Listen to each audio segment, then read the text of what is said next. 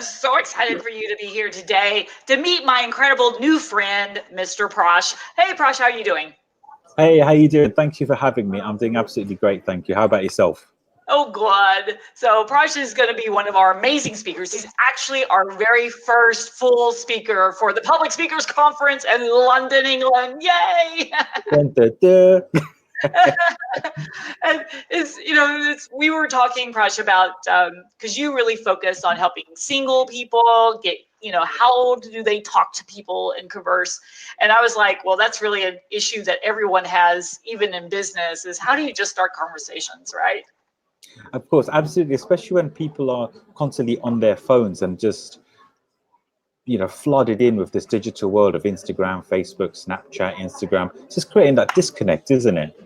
Oh, it's crazy. I see people all the time that starting a conversation and it's all about them Yeah. instead of being really interested in people, even from people on the plane. I don't care where I am. I'm always surprised when people don't want to actually have a conversation about you and them, right? It's just a weird thing for me.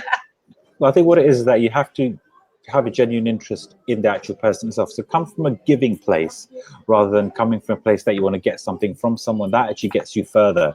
Like even in business as well, if you're coming from a giving place, if you're coming from a place of love and just enjoying yourself, just lowering your bar for happiness, and that everything that happens is a bonus. So not having an attachment to the expectation.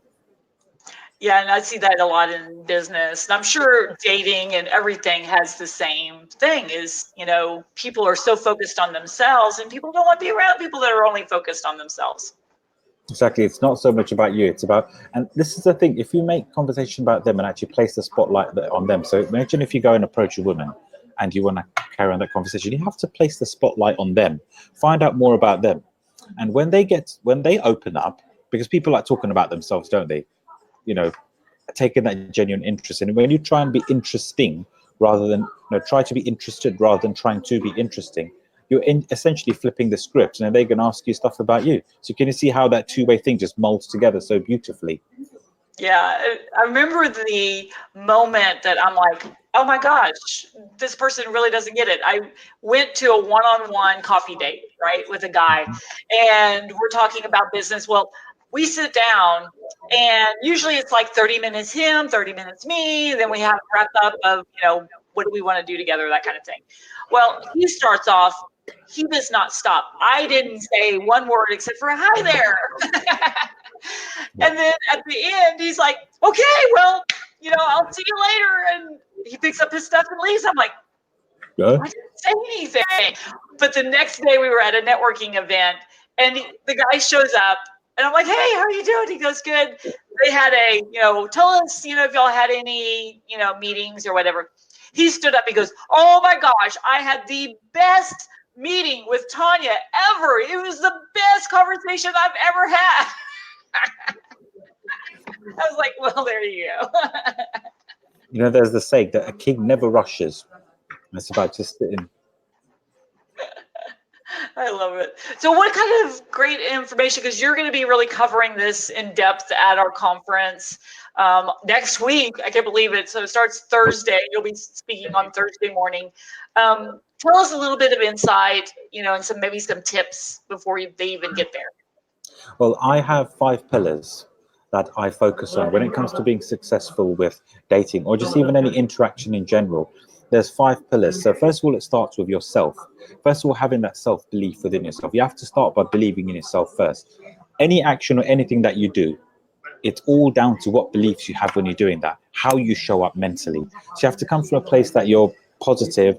You have to come from a place that everything's going to turn out well. You can't be thinking, oh, is this person going to like me or not going to like me? Because if you're going to be doubtful that you're going to give off that needy energy, that person's going to feel uncertain about you. As per the law of state transference, that what you feel, the other person feels. So self-belief is one of my first pillars. I'll go into these in more depth in the actual presentation itself. So first is self-amusement. Everything you do, because everything that you do, it's not to do with what you say, but what place it's coming from.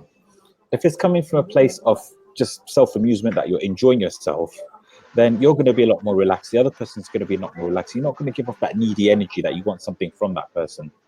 It's just going to be, you're just going to be in that flow. You're going to be in the moment, in the groove. So those are the two self pillars. And then I have something called my 3 C's, which is confidence, charisma, and conversation. Now, with confidence, now I would probably say confidence is more situational competence. You can't say that someone is good at one person is good at something, one person isn't good at anything. People are worried that they're going to get rejected. The only way to overcome it is exposure. But then you can respond to rejection in a slightly different way. So rather than thinking, oh, something's wrong with me, there's probably something going on in their lives that's getting them to show up better, which has nothing to do with you. So in that way, with rejection, you can view it as a filter that something better is coming along. So you respond to that differently, as opposed to, playing yourself as a victim, but oh, something's wrong with me. So then that way you don't allow it to affect how you define yourself. Charisma, which is just being comfortable in your own skin. You get some guys when you just go on a date, they try and put on a persona to try and please someone. They try and act cool and smooth and suave. But really, you can tell when someone's putting on an act, can't you? Oh, yeah. Yeah. So if you just think of how you are when you're with your friends. You're just your goofy, silly, normal self. And the right person will resonate with you. So there's no need for one to change who they are in order to please others. And conversation. Here's one tip which is I would like to share, which is that everything that comes out of a woman's mouth is gold. What a lot of guys do, they'll go up to someone, they'll say, what's your name? Where are you from? What do you do? Now, those golden nuggets are coming out of that woman's mouth, but they don't take any of that into account, and they're just becoming like Mr. Interview. Whereas if you take what they say, and with that way, ask them an open question about it, ask them something like, oh, so say, for example, someone's an accountant. Okay, what inspired you to become an accountant? What do you love so much about doing it? Can you see how you're taking a genuine interest in that person? And that is what makes you a lot more of a likable person out of these. These are the pillars that I'll be covering. Love it. I think it just goes to everything that we do in life. You've got to be yourself, at the end of the day. Absolutely. And then being yourself is about not changing who you are in order to please others, just accepting yourself as you are, accepting your flaws and just owning it. Because remember, you're unique as you are. Every single person in this world is unique. And the more that you accept yourself as you are and not have any form of inhibitions, then the right person will resonate with you. And in the long run, it's a potential that you can get a better quality relationship and a lasting relationship. Because what a lot of people do when they get into a relationship, especially in the first few days, they're sort of being their best self. So it's like they're a masked version of themselves. They're not their raw, real self. And then over time, when they start going out, they become complacent. After 2 years later, they'll be like, who the hell is this person? And the ribbon gets cut. Well, and I think you also are attracting the wrong person. If they're attracted to you because you're someone different, I mean, is that someone that you really can even be with forever? So to me, it just means be yourself from the get-go, so that way you're attracting the right person. Yeah, absolutely. And also just having a list of deal breakers as well on what you want in your ideal partner. Because remember, you're bringing someone into your life.